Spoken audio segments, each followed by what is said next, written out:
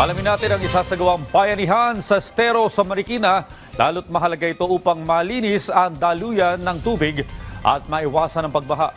Si Bernard Ferrer sa detalye live. Rise and shine, Bernard.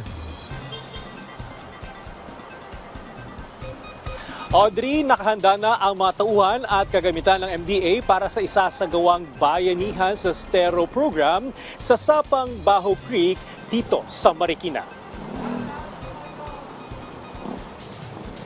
Inaasang pangungunahan ngayong umaga ni Metropolitan Manila Development Authority o MDA Chairman Romando Don Artes kasama sina Marikina City Mayor Maan Teodoro at Marikina City 1st District Representative Marcy Teodoro ang declogging at cleanup operation ni Pulong Ferdinand R. Marcos Jr. Sisikapin ng MMDA katuwang ang LGU na malinis ang basura at burak sa mga estero na nagiging sanhi ng pagbaha. Mahalagang malinis ang Sapang Baho Creek dahil napapaligiran ito ng mga kabahayan.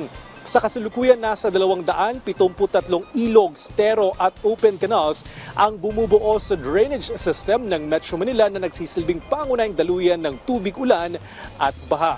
Target ng MMDA na makumpleto ang paglilinis ng lahat ng estero bago matapos ang taong 2025. Audrey, sa ilang sandali lamang ay magsisimula na ang programa dito sa Sapang Baho Creek at inaasahan nga natin na palalakasin din ng MMDA yung programa naman nila hinggil sa tabang pagtatapon ng basura.